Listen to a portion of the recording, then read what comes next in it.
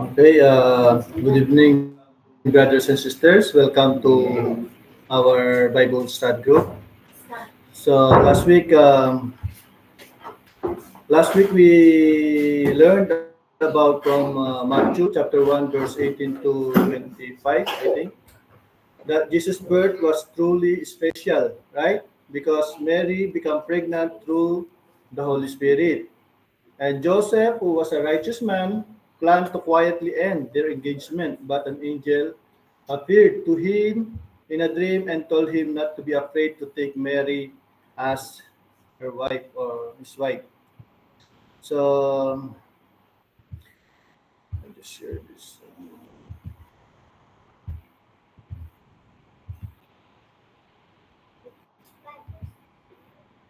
Then the angel explained that the baby should be named what? Jesus, right? Then because Jesus, he will what means the name Jesus? God is, or no, Jesus, Emmanuel. And Emmanuel means God is with us. Okay? Now, as we continue our Bible study in chapter 2, verse 1 to 11, so we will read about Matthew chapter 1, verses 1 to 11, where the Magi, you know Magi? Magi is the wise men. Okay? Later I'll explain this one. From this Magi are from the east, who followed the special star to find the newborn king. Their journey reminds us that Jesus' birth was recognized as their Messiah or their king. Okay, before proceed to our passage, let us just let us just ask for guidance to our Lord. Let us close our eyes. Father God in heaven, thank you for gathering us again to study your word. Open our hearts and mind so that we may understand your truth clearly. Lead us as we read about the birth of our Lord Jesus and the visit of the Magi. Help us see your grace, your guidance, and your purpose for our lives. May your Spirit teach us today. In Jesus' mighty name, amen. Okay, before we proceed to our passage, let us read first our passage. Let's start with Brother Ramil. Uh, okay. The Magi visit the Messiah.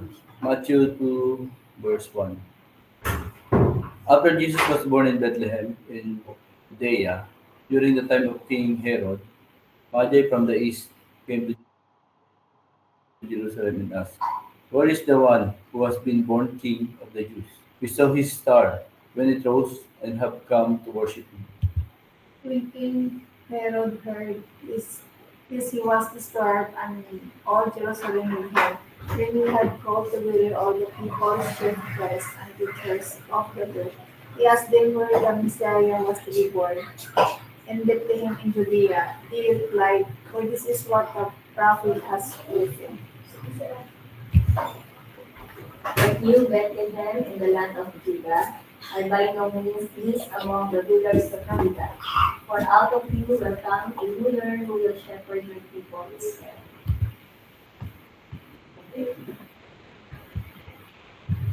Then he was the Magi, secretly and from them the exact time to start Hanapi. He sent them to Bethlehem and said, "Go and search carefully for the child. As soon as you find, you report to me, so that I may go and worship him." After they heard the king, they went on their way, and the star they had seen when it rose went ahead on them until it stopped over the place where the Shion was. When they saw the star, they were overjoyed. On coming to the house, they saw the child with his mother Mary, and they bowed down and worshipped him. Then they opened their treasures and presented him with gifts of gold, frankincense, I'm here. Amen. Thank you for the reading of the Word of God. Praise God. Now, let's proceed to our Bible study. You know, brothers and sisters, the birth of our Lord Jesus Christ brought about different reaction from people. But if we summarize, there are really only two clear responses to Him. First, worship Him, and the second, reject Him or refuse Him. Okay? And if we look at times today, we can see that people reactions are still the same. Some worship, some reject Jesus Christ. So there are two, those who are truly joyful in the Lord, happy in His presence, and filled with delight as they reflect of His goodness. But on the other hand, there are people who really don't want anything to do with Jesus. Even if they don't say it directly, if you ask them straight, you'll find out that they dislike Him or they don't believe in Him. Sometimes they even use Jesus' name as a curse, or when they are angry, right? Which is really sad. So from this we can see an important truth. There is no neutral position, walang gitna. Okay? When it comes to Jesus, you can just stay in the middle, or you can just stay in the middle. Either you love Him or you don't. Either you worship Him or you reject Him. So either you delight in Him or you turn away from Him. Okay? Before us we read our passage, we saw a Magi. Okay? So when we go to the background of the Magi, who were the Magi or wise men? Okay? So before we go to the main passage, it's good to clarify who are the Magi really were. Okay? Because sometimes there are misunderstanding about them. There are too many misunderstanding. For example, many think they were kings. Who believe that the Magi are kings? Okay, because when I was young, I think that the Magi are kings. Ba? We know the song pagsapit ng Pasko, di ba? May tatlong haring nagsidalaw, di ba? They are not a king, okay? And the Bible does not say there are three. So they are not three, actually. Okay? Because the Bible didn't say it like that. So some also assume there were three, but it is not written in the Bible. Okay, only three gifts are mentioned: the gold, frankincense, and myrrh. So, and that's probably why many assume there were three visitors. Because when you sing that, yung at may tatlong haring nagsidalo at bawat hari ay nagandol ng bawat regalo, di ba? Parang ganun. Kaya they assume there are three. But the Bible did not say like that. Okay, so the truth is the word magi comes from the Greek word magos, which also the root of the English word magic. But they were not magician performing tricks. These are not the magician that perform tricks. They were wise and intelligent men from the East. They are scholars who studied science, stars, and prophecies. Okay? So who are they? The Magi were like philosophers, mga scholars in ancient times. So many of them were astrologers. When you say astrologers, these are the people who studied the movement of stars and the heavens. Okay? So unusual, isn't it? Because it almost seems impossible that God will use these people like that. But here we see that nothing is impossible for God. Because last time you see Rahab, Bathsheba, Hagar, who else? Tamar. God uses them from the lineage of Jesus Christ. So there's no impossible to God. So as I mentioned earlier, the Bible does not say there were three or what their names were. Sometimes they have names, right? But Gaspar, Baltasar, I forgot. Okay, but they're not their name. Melchor, yeah. So we should avoid legends or traditions and focus on what God's words actually says. Okay? So where they did come from? Sabi sa Matthew 2:1, the Magi came from the east. Okay? It is very likely that they came from Persia. What is now is in Iran or Iraq currently. Okay? Persia is now in Iran. Persia before is now in Iran or Iraq. Okay, so at that time, the Magi were priests, advisors to kings, and expert in various fields. They are philosophy, mathematicians, medicines, and astrology. In short, they were wise men. Matatalinong tao ang mga ito on their day. So they were also connected to a religion called Zoroastrianism. Okay? So the religion of the Magi is Zoroastrianism. Zoroastrianism is a religion that started in Persia about 600 years before Jesus was born. So even today, there still exists. They followed, so most of them in India, so they called are Parsis. They were called as Parsis. Okay? So this religion teaches about the battle between light and darkness. They were also monotheistic, meaning they worship only one God, same as the Jews.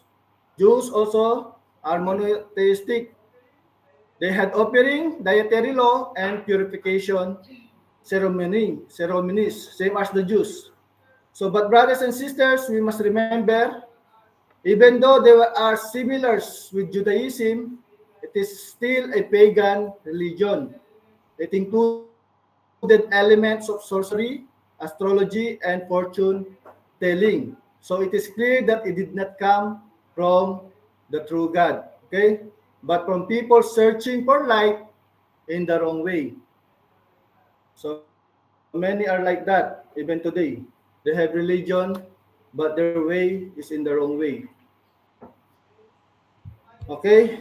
The Magi in the Old Testament. This Magi already exists in the Old Testament. Okay? If we look back on the Old Testament, we see the Magi existed long before Jesus. For example, in Daniel chapter 1, chapter 2, chapter 4, chapter 5, we see magicians. So in the king's courts, who were also Magi. So Daniel, God's servant, became the leader of the Magi in Babylon when they captured them, when these Jews captured Babylon, when the Babylon captured Jews or Israel. But this does not mean that he followed their religion, but because he was prophet and could interpret dreams, he was respected throughout the kingdom.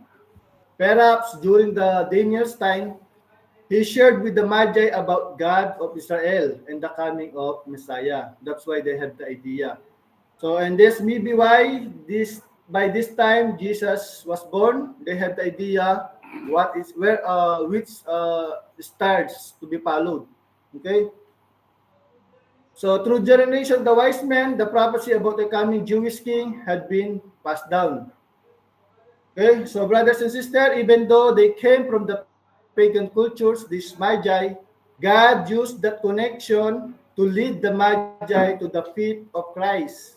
And that's where true worship began. So the search of wise men for the true king. Who's the true king? Jesus.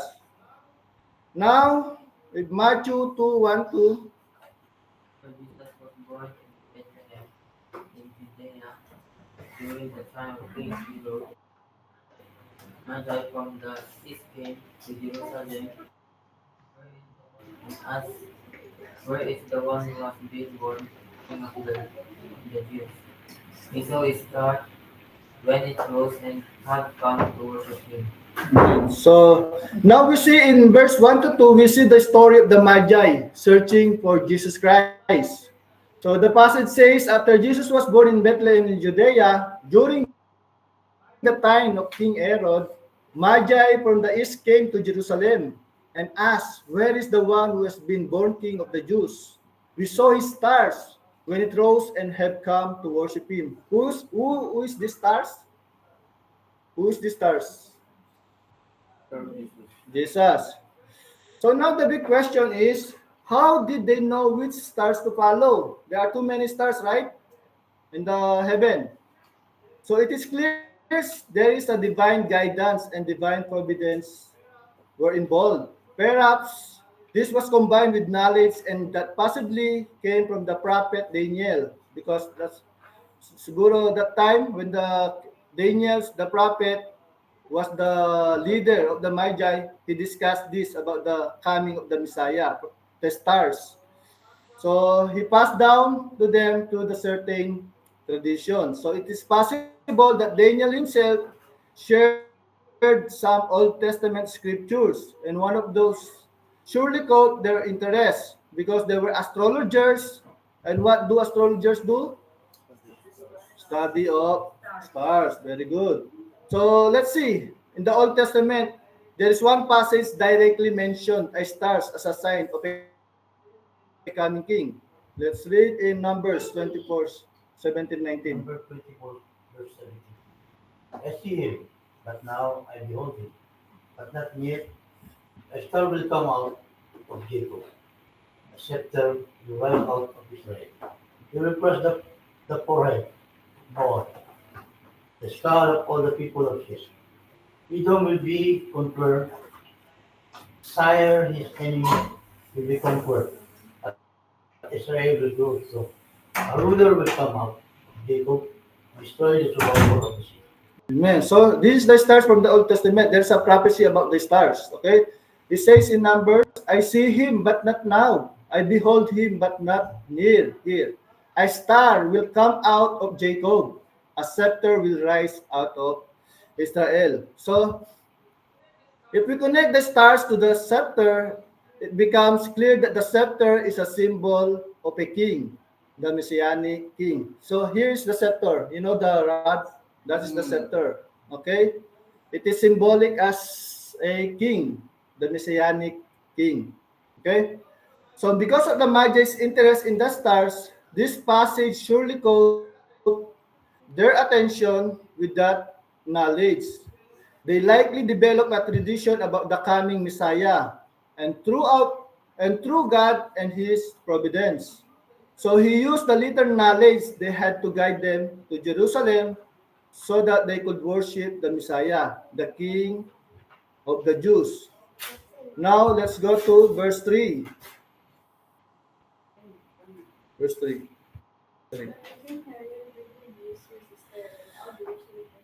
Amen. Now, if you look at King Herod's reaction, his action, and his evil plan, we can see in Matthew chapter 2, verse 3 to 8. But in verse 3, it says, when King Herod heard this, he was disturbed, and all Jerusalem with him. So one reason Herod was alarmed was the power of the Magi. Okay, first, we must ask why was the Herod was disturbed or worried about the news? Bakit siya na disturb or nag-alala or natakot?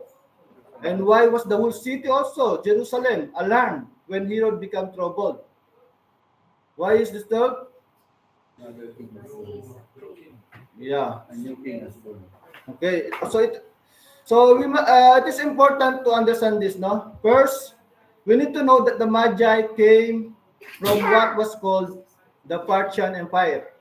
So the Parthian Empire was a neighboring empire and clearly a potential threat to the Roman Empire and possibly a threat to King Herod as well. So because this Magi, they can appoint king. They are the kingmaker at that time. So they can easily appoint the new king. That's why Herod was disturbed. Okay? So Herod was alarmed because of the power of the Magi. Although they were not king, they could be kingmakers. So pwede silang maghalal ng hari, bagong hari, because of their influence and authority. not just their own empire, but beyond. So they could recognize or decide who might become the king of the Jews. So this understandably caused great fear in Herod, especially he was not a legitimate king. Bakit hindi siya legitimate king? First, he was not from the line of David because he was not part of David's royal succession. So he was not a true king. Then second, he was not a Jewish but Edomite. Okay? Tatandaan niyo si Edom. Edomite is Esau. Same as Esau. Okay? So he was not a Jewish but Edomite. And he became king of the Jews because the Roman Empire granted him that position. Okay? So because of this, we can better understand Herod's insecurities. So many Jews, especially in Jerusalem, knew in their heart that he was not the true king, even though they had been no Davidic king for 600 years. This did not erase Herod's fear, anxiety, or the paranoia, yung takot niya. So he probably thought, if the Messiah comes, the true heir to the throne, I might be removed from the power. So that's why he's worried and disturbed. And why? Why was the whole city of Jerusalem alarmed as well? Bakit pati yung buong Jerusalem na alarm? Bakit pati yung buong Jerusalem, di ba? It say here, and all Jerusalem with him. When the king Herod heard of this, he was disturbed. And all Jerusalem with him, pati yung buong Jerusalem natakot. Bakit? So why this Jerusalem alarm as well? Because they know Herod. Okay? Herod was known as a violent man. So when he became worried or frightened, the whole city feared him, his power and anger. I believe many of you know Saddam Hussein. You know Saddam Hussein? Okay. Saddam Hussein, he was known as a violent man who even killed or tortured his own family. And King Herod may have been even worse than Saddam Hussein. So we can imagine the fear of the people in Jerusalem. They might have thought, oh no, if Herod faces paranoia again, he might suspect us of conspiring. He might think we are plotting against him. And since he fears for his position, he might act violently or irrationally, and will be the victim of his anger, Herod. Okay? That's why these people of Jerusalem were thinking, that's why these people from Jerusalem are disturbed or worried also. Because in Greek, the word Jews in this Matthew chapter 2 verse 3, the disturbed means shaken, nanginginig sila, and they are agitated. Irita sila. So not just receiving bad news, but the news that caused panic in their homes and throughout the city. So this was the atmosphere at that time. Takot sila during that time dahil sa nalaman nilang good news na isinilang na yung bagong hari or yung King of Jews. So it's somewhat ironic, no? Because even nakakalungkot, even sad, that the people were alarmed in Jerusalem. Di ba dapat masaya sila, di ba? Kasi isinilang na yung bagong hari. So if you think about it, we can understand Herod disturbed or worried. So he was not legitimate king. But for Jerusalem and the Jews, they should have been celebrating. Because if the Messiah had truly been born, it means their own salvation and deliverance, something they had long hoped and waited for. So they should have been joyful. But at that moment, fear of what Herod might do to their homes and their city. Okay? Mas naging babaw yung takot nila kay Herod kaysa mag-celebrate dahil sa pagsilang ng bagong hari. So if we reflect this and apply this to our times today, we can see the same situation. There are people who rejoice in the person of Jesus Christ, those who sincerely and wholeheartedly seek God and His Son. But there are also people who are not only indifferent, but even hostile or antagonistic toward the Lord Jesus Christ. We know why? Because Jesus himself said, what Jesus said, bakit sila ano? Ayan, John 3:19. The light has come into the world, but people was accepted instead of light because their deeds were evil. Amen. Kaya takot yung mga tao na makilala si Jesus because the light has come into the world, but people love darkness instead of light because their deeds were evil. So the reason some people hate the light of Jesus is because it exposes their own sin and their hopelessness before God's holiness, justice, and the coming judgment. So that's why they reject and despise him, because his light confronts them, pierces their conscience, and reminds them of the judgment that awaits. So if we look closely, we can still see the same pattern today as during the time of Jesus' birth. There are the wise who followed and seek after God, and there are the foolish like Herod who refused to worship or acknowledge the Lord Jesus Christ. Now let's continue the story in Matthew 2:4-6. When he had called together all the people, chief priests and teacher of the law, he asked them where the Messiah was to be born. In Bethlehem in Judea, they replied, for this is what the prophet has written. But you, Bethlehem, in the land of Judah, are by no means least among the rulers of Judah. For out of you will come a ruler who will shepherd my people Israel. Amen. See, it is interesting that Herod asked his own wise men, the chief priests and teachers of the law. And of course, they knew exactly where to find the Messiah in scriptures. Alam nila yung batas eh. Alam nila yung prophecy. But what's surprising is that no one in Israel seems to know that the Messiah had already been born. So the Magi must have been shocked. They might have thought, we came all the way from the east, from the Parthian Empire. We are just ordinary scholars from a distant land, traveling far to find and worship God.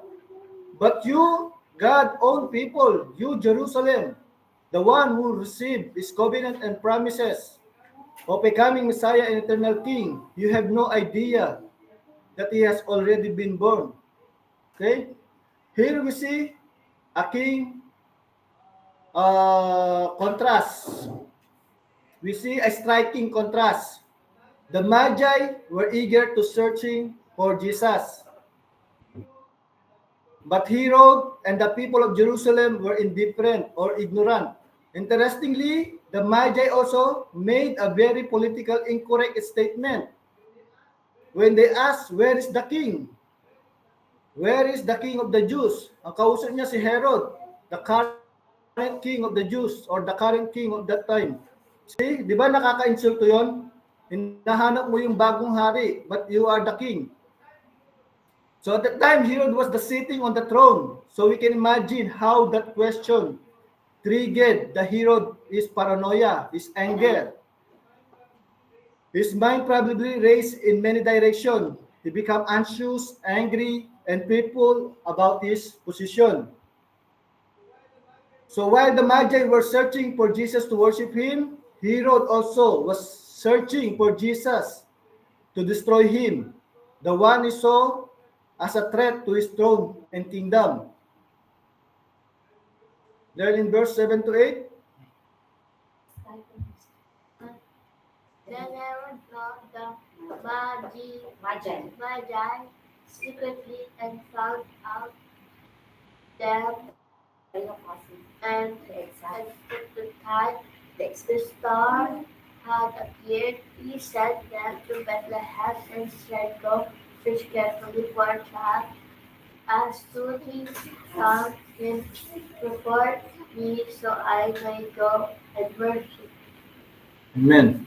So, he say here, the Herod called the Magi secretly and found out from them the exact time the stars had appeared. So he sent them to Bethlehem and said, go and search carefully for the child. As soon as you find him, report to me so that I too go and worship him. So these verses are very interesting. Here we see how the clever and deceitful King Herod really was. First, notice he called the Magi secretly, not in front of others or his advisors. This already shows his lack of trust and his hidden motives. He wanted to know exactly when the stars appeared. These informations that he would later use for his cruel plan against the children in Bethlehem. So this also shows Herod's obsession with power and control. He was willing to use the knowledge of others just to protect his throne.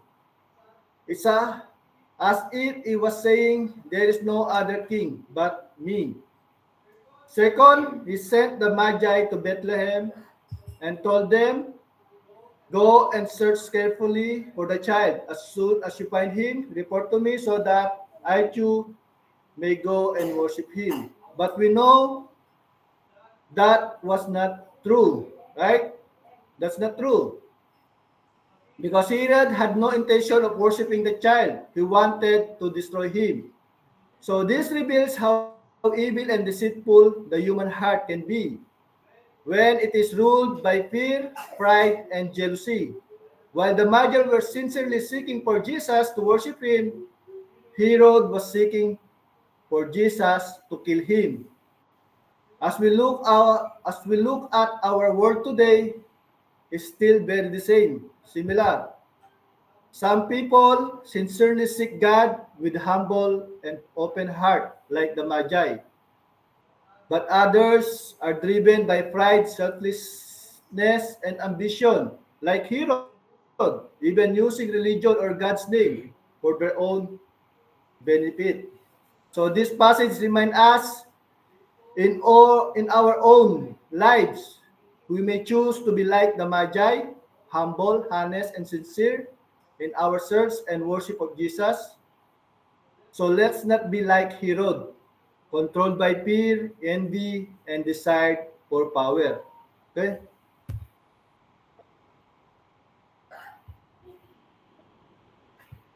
Okay, in verse 9 to 10.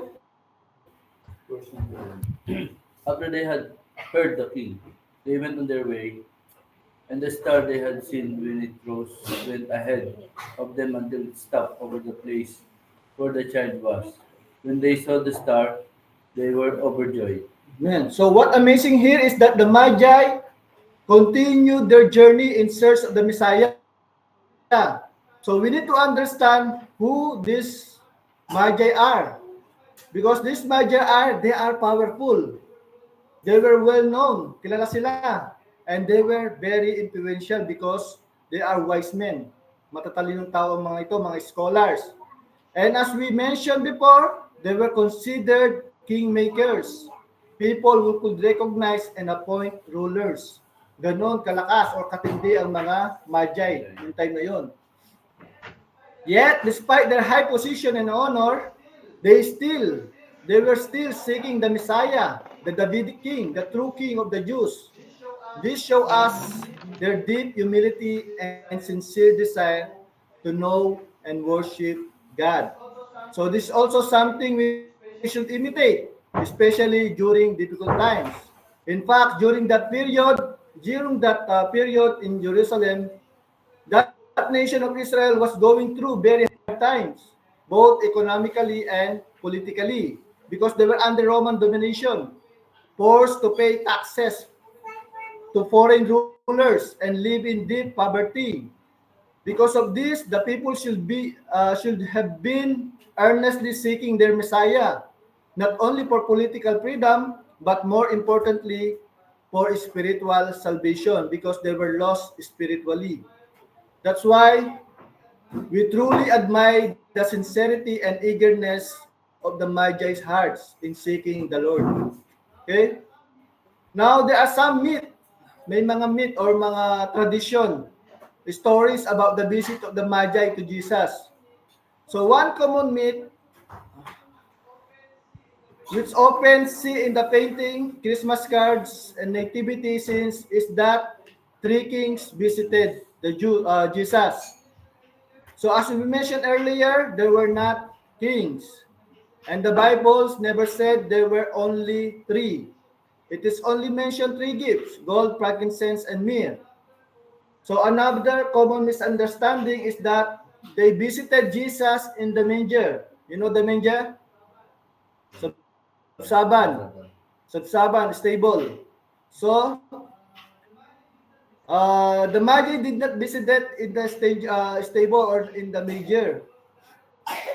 Because of the art of the tradition, many of us has the wrong picture of the nativity story. But the actual events were quite different. Because when the Magi arrived to see the Lord Jesus, sometimes had already passed. We can read in Matthew chapter 2, verse 16. When Herod realized that he had been outwritten by the Magi, he was furious and he gave orders to kill all the boys in Bethlehem and its vicinity for 2 years old and under, in accordance with the time he had learned from the Magi. Magi. See? So in this verse, in Matthew 2:16, we learn that about 2 years had gone by since Jesus' birth. So this means that when the Magi finally met him, Jesus was no longer a newborn baby. He was like a toddler, perhaps around 2 years old or younger at that time. Okay? And in verse 10 to 11. When they saw the star, they were overjoyed. On coming to the house, they saw the child with his mother Mary, and they bowed down and worshipped him. Then they opened their treasures and presented him with gifts of gold, frankincense, and myrrh. Amen. So when the Magi saw the stars and arrived at the place where the child was, they were filled with exceeding joy, overjoyed. And that's exactly what happened when we seek the Lord Jesus Christ and finally find Him. Or to put it in more doctrinal way, when Jesus finds you, you will also find joy. Why? Because the God who once seems distant and unreachable has now become near, personal, and intimate with you. This is why there is a great joy when you find the most important person in all existence, the Son of God, the second person of the Trinity, the Holy Trinity, our Lord Jesus Christ. So there is no greater joy than to encounter Jesus Himself. And today, especially in times of crisis in our city, our nation, and even the world, my prayer is that in the midst of our all struggle, grief, and fears, we will lift our eyes and begin to seek the truth, to seek Jesus Christ. And I assure you, when you truly find Christ, you will experience real joy and lasting peace.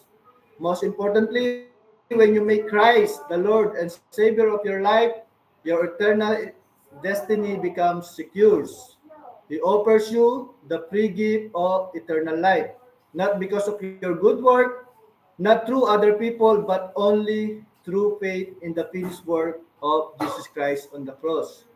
So if you surrender your life to Him, you will receive the priceless and free gift, the gift of everlasting life. Okay? Now let's go back to Matthew 2:11. On coming to the house, they saw the child with his mother Mary, and they bowed down and worshipped him. They opened their treasures and presented him with gifts of gold and frankincense and myrrh. Okay, here, he's saying, they saw the child with his mother Mary, and they bowed down and worshiped Him.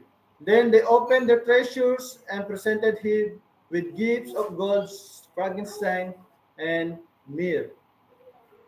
See, on coming to the house, not in the manger. Notice that this did not happen in the stable, hindi sa sabsaban or kulungan ng mga hayop. Nangyari ito in the house. Okay? It happened on coming to the house. So sometimes had already passed since Jesus' birth. But by the time the Magi arrived, Jesus was probably about 2 years old and he was already living in a house.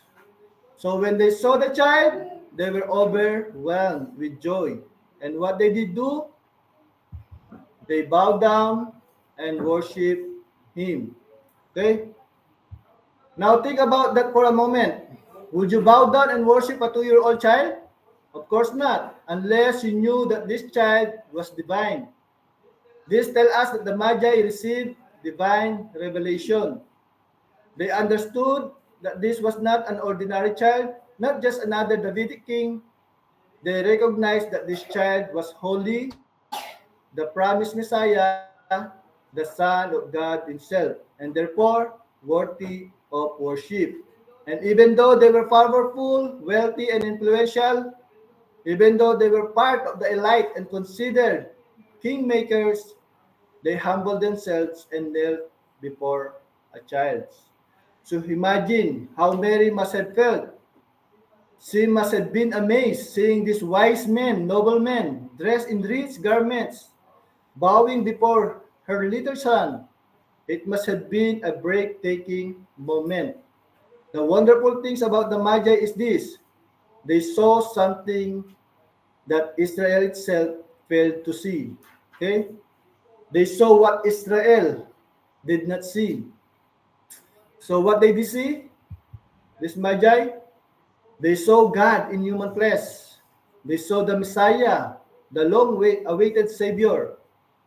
They saw not just a 2-year-old child, but the promised king, the rightful heir to David's thrones. And perhaps because of what they once taught to their ancestors, they understood that this child would one day rule not only over Israel, but over all the kingdom of the world. For the Magi, it was a great privilege to see King at such a young age and to offer him the honor and worship him truly he deserved. So they understood that one day this child will become the king of all the earth, the King of kings and Lord of lords. That's why they bowed down and worship him. But here's the problem with many people today.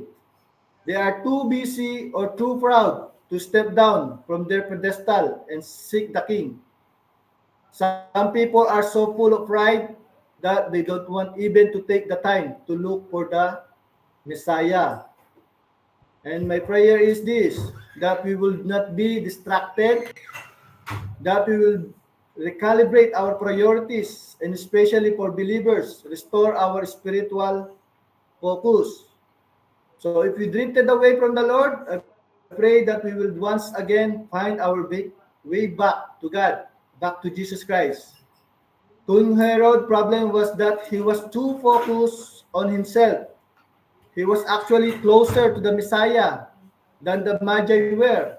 He was in Jerusalem, just a few miles from Bethlehem, yet his heart was far from God, as far as the North Pole. He was so consumed with his own ambition, power, influence, fame, and success that he wanted nothing to do with finding the Messiah. All he wanted was to destroy Jesus, to destroy him. So my friends, what the Magi did was truly remarkable. When they worshiped the Lord Jesus Christ, it wasn't just an act of bowing down or saying the word of adoration. They opened their treasures and offered their most valuable gifts. As I mentioned earlier, these gifts were not ordinary.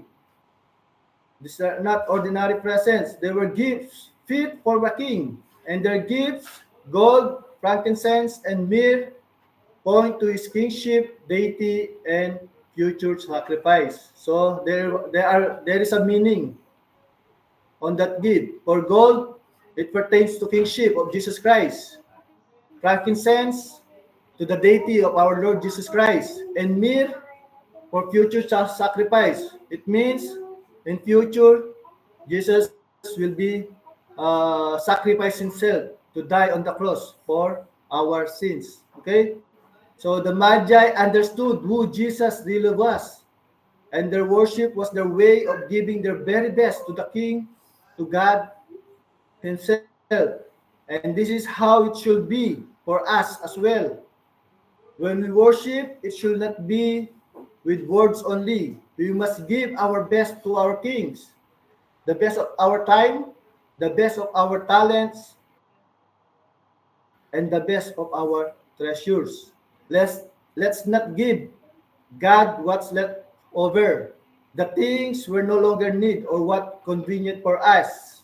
Let us give Him our very best because Jesus deserved nothing less. And as we see what happening around us, the storm, the earthquakes, the economic crisis, the war in different nations, we can see or we can sense that the return of our Lord Jesus Christ is drawing near. May we once again see the stars of God that lead us to Jesus Christ. And as we follow the light, we may find the joy and hope that never fade.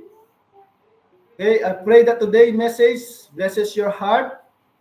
Seek Jesus while he may be still be found. For the time may soon come. For the time may soon come when it will be too late for some. Okay. So this is the day habang nandito pa tayo sa mundo. Because when we died, there is no grace already. No mercy, no grace. That's why today is the day of salvation. So do not harden your hearts. Okay? Seek Jesus. Amen. To God be all the glory.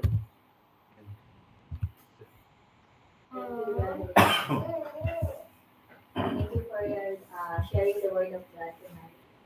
Okay, now for insight, if you have a question, also always ask. I just want to say,